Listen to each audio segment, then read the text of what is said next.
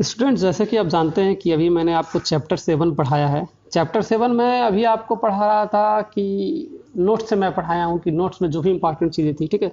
अब हम कुछ और इंपॉर्टेंट क्वेश्चन देख लेते हैं जो नोट्स में नहीं थी, वो इसमें है, ठीक है। तो जैसे पहला क्वेश्चन आता है कि बीआरओ क्या होता है, ठीक है।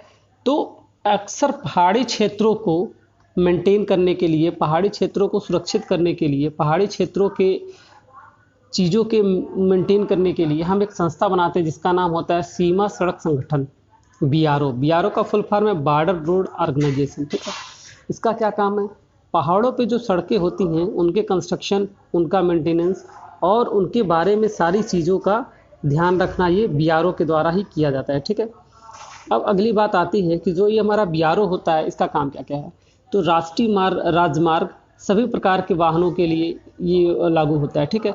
इसमें क्या होता है, 1 से 3 टन वाले बाहर जो वाहन होते हैं उसके लिए जो चौड़ाई होती है रोड सड़कों की वो 6 मीटर होती है। 5 से 1 टन वाले जो होते हैं वाहनों के लिए उनकी जो होती है वो 4.9 होती है। और 3 जो जीप होते हैं, 3 जीप वालों के लिए जो होता है 2.45 से लेकर 3.65 मीटर तक माना जाता है, ठीक है। अब बात आती है कि पहाड़ी सड़कों के निर्माण के लिए किन किन बातों पर विचार किया जाना चाहिए। तो सबसे पहली बात आती है कि संरेखण। पहला स्टेप है संरेखण, दूसरा होता है टर्नआउट, तीसरा होता है क्रॉस सेक्शंस, चौथे होते हैं जहाँ पे हम रिटेनिंग वॉल्स का प्रयोग करते हैं, ठीक है। उसके बाद जो फ्रंट वॉल होता है और जो ड्रेन्स होता है, इन सारी चीज़ों का हम ध्यान रखते हैं। अब बात आती है कि आईआरसी के अनुसार बहुत ठंडे जगहों के लिए हम किस बिटुमन का प्रयोग करते हैं। तो इसके लिए 175/225 बिटुमन का यूज करते हैं। और नॉर्मल की अगर हम बात करें तो 80/100, ठीक है, 80/100 का हम प्रयोग करते हैं, ठीक है। तो जैसा कि आपको हम बताए थे कि पहाड़ी मार्ग क्या होता है, वो बता दिए कि ये 3 टाइप से होता है। मोटर मार्ग होता है, ब्रिडल होता है और फुट ट्रैक होता है। तो कुछ और बात बता देते हैं कि जैसे जो मोटर मार्ग होता है इसकी चौड़ाई 4 मीटर से अधिक होती है, ठीक है। ये वाहनों के लिए बनाया जाता है और इंजीनियरिंग दृष्टि से काफ़ी ज़्यादा महत्वपूर्ण होता है।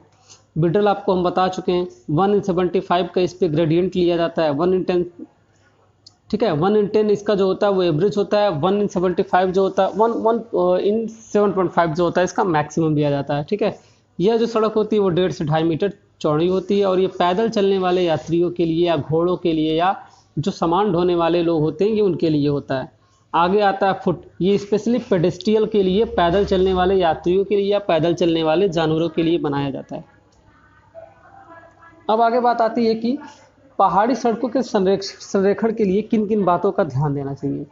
तो पहाड़ी सड़कों के संरेखण के लिए सबसे पहले हमको लंबाई पे ध्यान देनी चाहिए, ठीक है, कि सड़क की लंबाई जो है वो न्यूनतम होनी चाहिए, परंतु क्षेत्र की स्थलाकृति को देखते हुए ध्येय प्राप्त करना कठिन होता है, ठीक है। दूसरी बात आती है भूस्खलन के लिए। हम ऐसी सड़कें, ऐसी पहाड़ियों का प्रयोग ना करें कि जहाँ पर जहाँ पर पहाड़ियों के टूटने की ज़्यादा संभावना रहे, ठीक है, जो भूवैज्ञानिक की दृष्टि से बिल्कुल भी सही ना हो। और अगर आपको डाउट है तो उसमें हम क्या करते हैं, उसमें हम अच्छे तरीके से पहाड़ी ढालों की स्थिरता की जांच करते हैं, वहाँ पे सर्वेइंग करते हैं और इन सारी चीज़ों के बाद अगर हम सेटिस्फाइड हो जाते हैं तभी हम उस रास्ते पे जाते हैं। नहीं तो हम कदाचित उस रास्ते को हम नहीं चूज करते या फिर उस पहाड़ी को हम नहीं चूज करते हैं जहाँ पे इन सारी चीज़ों की संभावना थोड़ी ज़्यादा होती है। अब आगे आता है जल निकासी के बारे में, ड्रेनेज के बारे में। तो पहाड़ी के ऊपर से जो वर्षा का जल होता है वो काफ़ी तेज से बहता है और सड़क को काट देता है। इस वजह से जो जल निकासी होनी चाहिए उसकी व्यवस्था बिल्कुल अच्छी और एकदम स्टैंडर्ड टॉप नॉच होनी चाहिए, ठीक है। अब बात आ जाती है कि साइड डिस्टेंस की। तो जैसा कि हम जानते हैं पहाड़ी सड़कें जो होती हैं उन पे काफ़ी ज़्यादा मोड़ होते हैं, ठीक है। तो जो साइड डिस्टेंस होता है वो हमको उतना क्लियर नहीं मिल पाता, इसलिए जो मोड़ होते हैं उन पे आने जाने वाले जो वाहन होते हैं वो क्रॉस करने के लिए एक उचित व्यवस्था देनी चाहिए कि जो साइड डिस्टेंस है वो प्रॉपर है। नहीं तो हमको वहाँ पे उचित ब्रेकर्स का प्रयोग करना चाहिए जो कि व्हीकल्स हैं अपने स्पीड को काफ़ी ज़्यादा वो रिड्यूस कर लें, ठीक है। आगे आती है ऊंचाई, ठीक है। जो सड़क तल की ऊंचाई होती है उसमें दिक्कत काफ़ी ज़्यादा होती है उसको प्राप्त करने के लिए। तो ऊंचाई प्राप्त करने के लिए आवश्यक रूप से ध्यान नहीं देना चाहिए, ठीक है ना। जहाँ से जो भी हमारा तल है उसी तल पे हमको रोड बनाना चाहिए और बहुत ज़्यादा हमको कॉन्शियस नहीं होना चाहिए इस तरह के केसेस में, ठीक है, क्योंकि दुर्घटना होने के संभावना काफ़ी ज़्यादा रहते हैं। अब बात आती है कि आगे ब्रिज की। कि अगर किसी ब्रिज की आवश्यकता पड़ती है तो क्या हमको ब्रिज देना चाहिए, तो हाँ बिल्कुल ब्रिज देना चाहिए, लेकिन पहाड़ी सड़कों में कोशिश हमको यही करनी चाहिए कि जो हमारे ब्रिज हैं ये कम से कम हो, मिनिमम ब्रिज हो, ठीक है। और अगली बात आती है अप्रोच की, कि जो हमारी पहाड़ी सड़कें बन रही हैं ये किन किन क्षेत्रों, किन किन नगरों, किन किन गाँवों और कहाँ कहाँ धर्म स्थानों, मनोरंजन, प्राकृतिक सौंदर्य, किन किन एरियो को ये गुजरते जाएगा और किन किन एरियो को वो कवर करेगा, ठीक है। तो सड़क बनाने से पहले हम सर्वे ऑफ इंडिया के द्वारा ये चीज़ मैप, हम वहाँ का एरियल मैप प्राप्त कर लेते हैं कि जिससे हमको ये पता लग सके कि जो हम सड़क बना रहे हैं वो कितना ज़्यादा फ़ायदेमंद है, ठीक है ना, वो इकोनॉमिकल कितना ज़्यादा है और दूसरों के लिए वो कैसे इकोनॉमिकल है, मतलब उस रोड से कितने लोग को फ़ायदा होगा और वो कैसे किसके लिए अच्छा है, ठीक है ना। तो इन सारी चीज़ों का हम ध्यान रखने के बाद ही हम इन रोड का कंस्ट्रक्शन करते हैं। अब आगे बात आता है कि लीक कटाई पर संक्षिप्त टिप्पणी लिखिए। तो क्या होता है लीक कटाई? लीक कटाई का मतलब होता है ट्रेस आउट, ठीक है। अंतिम रूप में जब स्वीकृत संरेखण को सर्वप्रथम भूमि पर 0.6 से 1.2 मीटर चौड़ी पट्टी के रूप में लगाया जाता है तो यह पट्टी सड़क का मध्य भाग तथा अनुलंब ढाल दर्शाती है। इस लीक कटाई का, इसे हम क्या कहते हैं, इसे हम लीक कटाई कहते हैं, ठीक है ना। ट्रेस कट का मतलब ये है जब सबसे पहले जो हमारा अलाइनमेंट होता है उसको पट्टी के रूप में सेट किया जाता है, तो सड़क का पट्टी की जो मध्य भाग होती है जहां से हम ग्रेडियंट देना प्रोवाइड करते हैं उसे हम क्या कहते हैं, उसे हम ट्रेस कट कहते हैं, ठीक है। सिंपल सी लैंग्वेज में आप जान लीजिए उसको हम ट्रेस कट कहते हैं, ठीक है। अब आगे बात आती है कि जो गहरी गड्ढे हैं, अत्यधिक जो चट्टान होते हैं, यहाँ पे जो लीक कटाई होता है उसको देना काफ़ी ज़्यादा कठिन होता है, क्योंकि जो हमारे रोड हैं वहाँ पे अंडुलेशंस काफ़ी ज़्यादा होता है, तो हमको वहाँ पे कैम्बर प्रोवाइड करना और ग्रेडियंट प्रोवाइड करने में काफ़ी ज़्यादा कठिनाइयों का सामना करना पड़ता है, ठीक है ना। तो इस तरह के केसेस में हम क्या करते हैं, उस पर लकड़ी के बल्ले लगा के और बहुत सारे एडवांस मशीनों का हम यूज़ करके उस पर हम क्या करते हैं, अपने टेम्पलेट को बना के हम सारी चीज़ों को वहाँ पे हम सेट करते हैं, ठीक है। अब आगे आती है कि पहाड़ी मोड़ कितने प्रकार के होते हैं। तो जैसे अभी हम पहाड़ी मोड़ के बारे में आपको बता रहे थे कि पहाड़ का जो मोड़ होता है ये काफ़ी ज़्यादा खतरनाक होता है, ठीक है। तो सबसे पहले आता है कॉर्नर बेंड, ठीक है। जब सड़क एकदम सीधी हो, जैसे कि आप डायग्राम में देख सकते हैं कि दो सड़कें एकदम सीधी हैं और सडनली वहाँ पे एक टर्नआउट पड़ गया है, तो इस तरीके का जो टर्नआउट होता है उसको हम कॉर्नर बेंड बोलते हैं, ठीक है ना। इस पर क्या किया जाता है, इसके साइड साइड में हम एक चौड़ी चौड़ी पैरापिट वाल दे देते हैं, जिससे जो हमारी है जो घाटी है, हमारा घाटी में कोई गाड़ी ना गिरे या किसी प्रकार का कोई एक्सीडेंट ना हो। तो इस वजह से हम क्या करते हैं कि हम वहाँ पे एक पैरापिट वाल दे देते हैं कि अगर बाई द वे कोई गाड़ी नहीं मुड़ पाई है तो वो गाड़ी नीचे की तरफ ना गिरे, ठीक है ना। जो कोना मोड़ होता है ये यातायात की सुरक्षा की दृष्टि से बिल्कुल भी सुरक्षित नहीं माना जाता, इसलिए हम क्या करते हैं, बाहरी किनारे पे जो होती है पैरापिट वाल या फिर हम जो मुंडेर होते हैं वो मुंडेर को देते हैं। दूसरा आता है चिमटा मोड़। चिमटा मोड़ जैसे आप घरों में देखते होंगे, चिमटा मोड़, चिमटे से हम क्या करते हैं, रोटी बनाते हैं। तो एक साइड क्या होता है, पीछे का जो एरिया होता है वहाँ पे राउंड शेप होता है और आगे क्या होता है, चिमटा होता है जो हाथ से पकड़ के उसको हम काफ़ी पतला और काफ़ी बड़ा कर सकते हैं। या तो इसको हम बोलते हैं हेयर पिन बेंड, ठीक है।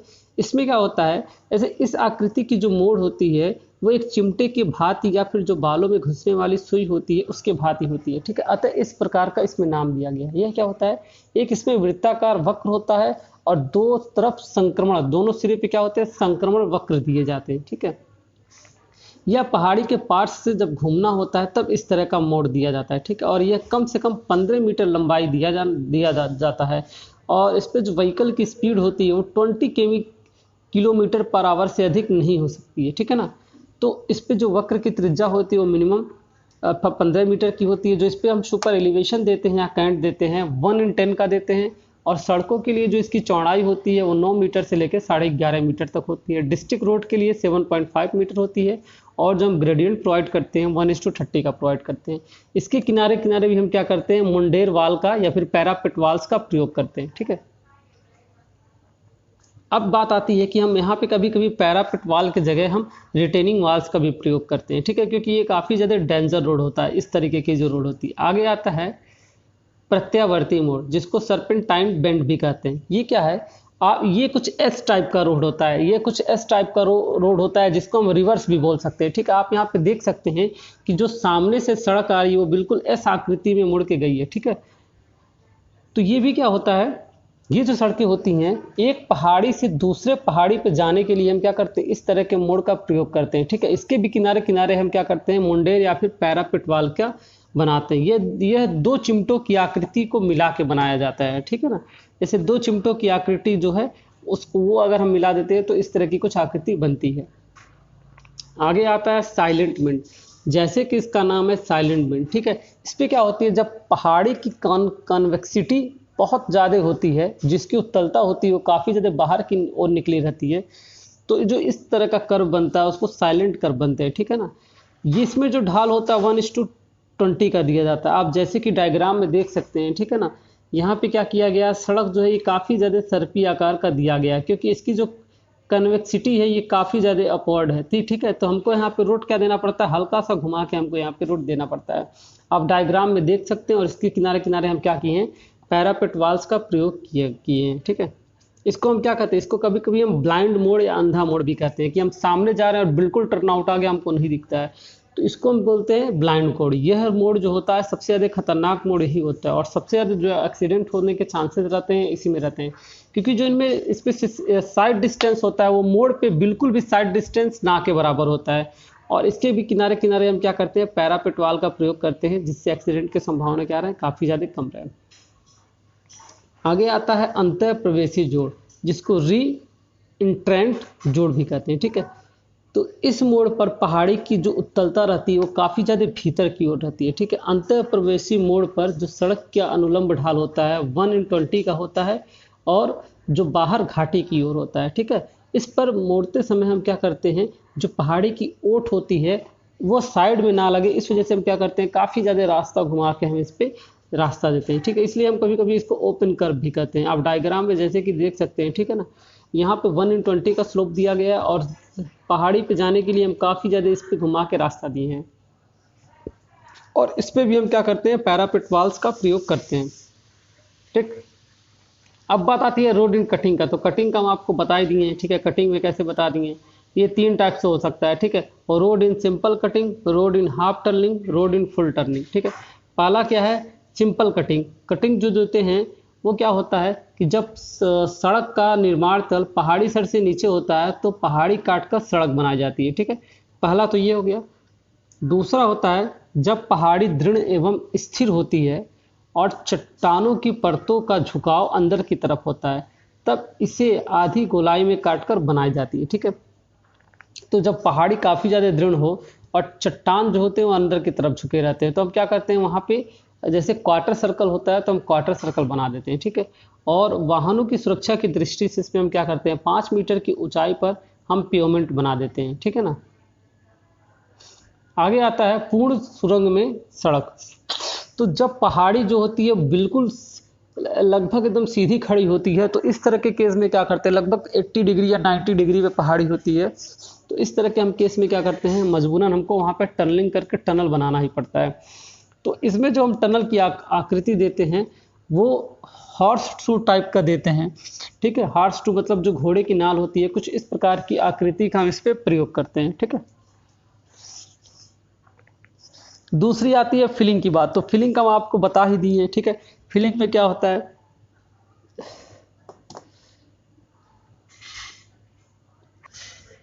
ठीक है। तो फिलिंग के बारे में हम आपको बता दिए, लेकिन फिर से एक बार हम आपके लिए डिफिनीशन यहाँ पढ़ लेते हैं। तो किसी घाटी या गड्ढे में जब सड़क तल को बनाना होता है तो हम उस पर क्या करते हैं, सड़क को भराव की आवश्यकता होती है, जिससे जो नाली है और जो खाई है वो भर सके, ठीक है।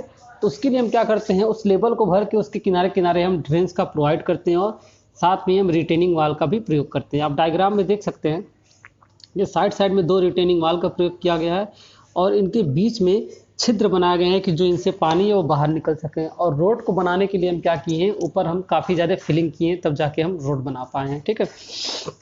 इसमें जो स्वतः है, इसमें जो हम वीप होल भी कर देते हैं साइड साइड में जो हम छिद्र किए हैं, इससे क्या होता है, जो काफ़ी ज़्यादा वर्षा हो जाती है और वर्षा का पानी नीचे चला जाता है तो पानी यहाँ से बाहर भी निकल सकता है। अब आगे बात आती है कि पार्सली कटिंग फिलिंग में रोड्स को प्रोवाइड करना। तो जैसे कि हम आपको बताए हैं कि जब 30 या 30 डिग्री से 30 डिग्री तक पहाड़ी का एंगल होता है और पहाड़ी का 1/3 भाग अंदर तथा 2/3 भाग पहाड़ी, 1/3 भाग बाहर और 2/3 भाग अंदर होता है। तो कुछ इस तरह के कंडीशन में हम पार्सली कटिंग फिलिंग का उपयोग करते हैं। ठीक है, इसमें भी हम क्या करते हैं, रिटेनिंग वॉल्स का प्रयोग करते हैं। एक तरफ आप देख सकते हैं, एक तरफ जो क्या है पहाड़ी काफ़ी ऊंची है, दूसरी तरफ पहाड़ी काफ़ी नीची है। तो एक तरफ हम क्या करते हैं, उसी लेवल पे ऊंचे की तरफ हम रिटेनिंग वाल और दूसरे तरफ नीचे की साइड में रिटेनिंग वाल बना के हम क्या करते हैं, रोड देके फिर हम इस पे रोड बनाते हैं फिलिंग करके। ठीक है, कुछ हिस्सा फिलिंग करते हैं, कुछ हिस्सा कट करते हैं। इनमें दोनों चीज़ का प्रयोग हो रहा है, कुछ हिस्से को हम कट कर रहे हैं, कुछ हिस्से को हम क्या कर रहे हैं, फिल कर रहे हैं। तो दोनों के कॉम्बिनेशन से हम इस पे सड़क को बनाते हैं। ठीक है, और एक ऐसी दीवार होती है जो सम्मुख धारक दीवार कहलाती है। ठीक है, यह दीवार क्या करती है, भीतरी किनारे की तरफ जो कमजोर दीवार होती है ये उसको सरकने से बचाती है। ठीक है, रिटेनिंग वाल हम बार बार नाम ले रहे हैं तो रिटेनिंग वाल हम आपको बता ही देते हैं। रिटेनिंग वाल भराव में क्या होती है, पहाड़ी सड़क को सहारा देने के लिए बाहरी किनारे पे गड्ढे की तरफ जो दीवार बनाई जाती है उसको हम रिटेनिंग वाल कहते हैं। रिटेनिंग वाल एक काफ़ी बिगर स्ट्रक्चर होता है जो कि रोड पे जो भी लोड लग रहा है, जो हमारी मिट्टी लोड लगाती है बाहर की तरफ, लैटरल लोड जो लगाती है उससे बचाने के लिए बनाया जाता है। ठीक है, अब ये भी कई टाइप्स का होता है, इसमें हम एक नॉर्मल वाल भी बना सकते हैं। ठीक है, जिसको हम रबर मैसनरी कहते हैं। ठीक है, इसको हम गारा चिनाई की मदद से बनाते हैं जो कि 45 से 60 सेंटीमीटर तक की चौड़ी होती है। 3-in-1 का इसमें हम क्या लेते हैं, स्लोप लेके चलते हैं, वर्टिकल टू हॉरिजॉन्टल का। ठीक है, तो पहला तो ये होता है। और दूसरा जो वाल होता है हम इसमें पैरापेट वाल का प्रयोग करते हैं। ये 2.5 से 3 मीटर की दूरी पे बनाई जाती है, की लंबाई में बनाई जाती है और 60 से 90 मीटर की इसकी चौड़ाई दी जाती है। ठीक है, इसमें तीसरा आता है वी फॉल्स, हम आपको बता ही चुके हैं क्या होता है। हाँ, अब बात आती है कि सम्मुख धारक दीवार क्या होता है। तो जब सड़क के भीतरी किनारे की तरफ स्थित पहाड़ी, खाड़ी व ढाल शिथिल मृदा होती है, मतलब जब पहाड़ी के अंदर ऐसी मृदा होती है जिसको बह जाने की संभावना होती है, तो हम उसको बहने से बचाने के लिए हम क्या करते हैं, हम ब्रेस्ट वाल का प्रयोग करते हैं। ठीक है ना, यह 60 सेंटीमीटर चौड़ी रखी जाती है। अब बात आती है कि पहाड़ी जगहों पे जल निकासी किस तरह की जाती है। तो चूंकि हम जानते हैं कि पहाड़ी सड़कों पे क्या होता है कि जो वर्षा का पानी होता है वो ढाल के कारण काफ़ी तेज रोड पे आता है। इससे क्या होती है, इससे कभी कभी सड़कें कट जाती हैं। पहाड़ी एरिया जो होती है उनसे कभी कभी पत्थर और बाकी बहुत सारी तरह की एक्टिविटीज़ होती है। तो इसके लिए हम सबसे पहले क्या करते हैं, पार्स नालियाँ देते हैं। सड़क के दोनों किनारे किनारे हम क्या करते हैं, पार्स नालियाँ बनाते हैं। ये नालियाँ क्या करती हैं, ये सेड नालियाँ साइलेंट नालियाँ होती हैं जिसको हम बही छेपी मोड़ भी कहते हैं। ठीक है, साइड साइड में जो भी पानी इकट्ठा होता है ये क्या करती हैं, पानी को ड्रेन कर देती हैं। जैसे कि आप डायग्राम में देख रहे हैं कि सड़क की क्या है, दोनों साइड में नालियाँ दी गई हैं। ठीक है ना, इसको 3 तरह से दिया जाता है, एंगल ड्रेन, शॉर्ट ड्रेन और कर्व एंड चैनल ड्रेन। ठीक है, तो इनको 3 अलग अलग तरीके से दिया जाता है। और दूसरा होता है अंतर्रोधी या फिर जलग्राही नालियाँ। ठीक है, जिसको हम बोलते हैं इंटरसेप्टिंग ड्रेन। ये किस टाइप की ड्रेन होती है, जब सड़क की भीतरी और पहाड़ी बहुत ऊंचाई पर हो या खड़ी ढाल होती है तो पानी क्या होता है, काफ़ी ज़्यादा तेज़ नीचे बहता है। तो ऐसे में पानी की स्पीड को कम करने के लिए हम क्या कहते हैं, जो हमारा ढाल होता है सड़क के बगल में तो एक नाली देते ही देते हैं, लेकिन सड़क के ऊपर काफ़ी ऊपर एक अंतर्रोधी नाली या इंटरसेप्टिंग ड्रेन का हम उपयोग करते हैं। कि जैसे कि जब आप डायग्राम में देख सकते हैं कि इस ऊपर वाले पॉइंट से जब पानी फ्लो होगा तो पानी आके अंतर्ग्रह जो नाली है, इस अंतर्ग्रह नाली में क्या होगा, पानी पहले इकट्ठा होगा, फिर उसके बाद यहाँ पे इसकी स्पीड काफ़ी कम हो जाएगी, फिर उसके बाद ये पार्स नाली में आएगा। तो इस तरह हम कह सकते हैं नालियों की स्पीड क्या होती है, काफ़ी ज़्यादा कम हो जाती है वो पानी आते आते। और आगे आता है अनुप्रस्थ या क्रॉस नली। इसमें हम क्या करते हैं, जो रोड होता है, रोड के क्रॉस सेक्शन के बीचों बीच हम 5 सेंटीमीटर तक का हम क्या करते हैं, 50 सेंटीमीटर तक का हम पाइप किसमें डालते हैं, 25 से लेकर 50 सेंटीमीटर तक का पाइप डालते हैं और 1:7.5 की अनुलंब ढाल हम इस तरह देते हैं। ठीक है, इसमें हम स्कपर का भी प्रयोग करते हैं। स्कपर क्या होता है, 2 जो साइड वाल होते हैं उनके बीच में हम एक पाइप लगा देते हैं जिनसे क्या होता है, पानी काफ़ी ज़्यादा आसानी से निकल जाता है। ठीक है, तो इस तरह का भी हम इसमें प्रयोग करते हैं, स्कपर का भी हम इसमें बहुत आसानी से प्रयोग कर सकते हैं। तीसरा हम क्या कर सकते हैं, ब्रिज बना सकते हैं, एक ब्रिज बना सकते हैं और ब्रिज के नीचे हम क्या कर सकते हैं, ब्रिज के नीचे हम ड्रेन की व्यवस्था कर सकते हैं। ठीक है, एक अस्थायी पुलिया रहेगी और उसके नीचे से जो हमारा पानी होगा वो काफ़ी आसानी से फ्लो कर जाएगा। डाट या स्लैब पुलिया भी हम इसको बोलते हैं। आगे आता है ग्राही कुंडिका। ग्राही कुंडिका कहने का सेंस क्या है कि हम एक वहाँ पे गड्ढे टाइप की कुछ आकृति बना देते हैं। सामान्यतः 0.9 इंटू 0.9 मीटर की एक आकृति होती है जो कि 50 सेंटीमीटर तक नीचे रखी जाती है। इसमें क्या होता है, इसमें सारा पानी इकट्ठा हो जाता है, फिर वो पानी क्या होता है, इनफिल्ट्रेट होके एक्यूफर में पानी चला जाता है। अब नेक्स्ट टॉपिक आता है कि हमारा हिल रोड पेवमेंट क्या होता है। ठीक है, तो पहाड़ी सड़क का जो पेवमेंट होता है उसके निर्माण के लिए क्या करते हैं, उसको निर्माण के लिए हम वही प्रोसेस करते हैं जो कि सेम हमारा प्रोसेस ग्राउंड पे होता है। ठीक है, उसके लिए भी हम वेयरिंग कोट करते हैं, सरफेस पेंटिंग करते हैं, WBM का भी हम प्रयोग कर सकते हैं, जो भी IRC का रिकमेंडेशन होता है उसके लिए हम प्रयोग कर सकते हैं। लेकिन इसमें हल्का सा अंतर होता है कि पहाड़ी सड़कों पे ठंडा का मौसम ज़्यादा होता है, इसलिए हम इसमें जो बिटुमन का ग्रेड यूज करते हैं वो 175/225 ग्रेड का बिटुमन का हम प्रयोग करते हैं। ठीक है, और इसके लिए जो हमारा कटबैक का इस्तेमाल किया जाता है वो RC3 कटबैक का इस्तेमाल किया जाता है। ठीक है, नेक्स्ट टॉपिक हमारा आता है कि पर्वतीय क्षेत्रों से भूस्खलन को रोकने के लिए उपाय बताइए। तो हम आपको बताएं कि सबसे पहले जो ढालू जमीन है वो ढालू जमीन कम से कम होनी चाहिए, वन कटाव को रोकनी चाहिए। ठीक है, जो कच्ची चट्टानें हैं उनको क्या करना चाहिए, उनको तोड़ने से बचाना चाहिए। वहाँ पे किसी भी प्रकार का जो टेस्ट है वो उन सारी टेस्ट को नहीं करना चाहिए, जैसे एटॉमिक टेस्ट हो गया, एटॉमिक एक्सप्लोजन टेस्ट हो गया, न्यूक्लियर टेस्ट हो गया। इस तरह के टेस्टेज होने की वजह से भी काफ़ी ज़्यादा दिक्कत होती है। ठीक है, तो इन टेस्टों से बचाना चाहिए। ठीक है, और भी कुछ उपाय है, जो भी पहाड़ी पे इरोजन हो रहा है इरोजन को कम कर सकते हैं। और हम क्या कर सकते हैं, बचाने के लिए हम साइड में रिटेनिंग वाल बना सकते हैं। ठीक है, वहाँ पे अच्छे ड्रेन दे सकते हैं जिसकी वजह से पानी का दिक्कत ना हो। और अगर स्लोप बहुत ज़्यादा है तो स्लोप को हम काट के क्या कर सकते हैं, स्लोप को हम काफ़ी ज़्यादा कम कर सकते हैं। तो कुछ इस तरीके का अगर हम उपाय करें तो हम काफ़ी अच्छे तरीके से हम इससे बच सकते हैं और कम कर सकते हैं पहाड़ी को गिरने से। तो स्टूडेंट, इस तरीके से हमारा चैप्टर नंबर 7 का जो इम्पॉर्टेंट क्वेश्चन का सीरीज़ है वो भी ख़त्म होता है। तो अब हम अगले टॉपिक में मिलेंगे, चैप्टर नंबर 8 में मिलेंगे, चैप्टर के साथ और कुछ इम्पॉर्टेंट क्वेश्चंस के साथ। तो तब तक के लिए धन्यवाद।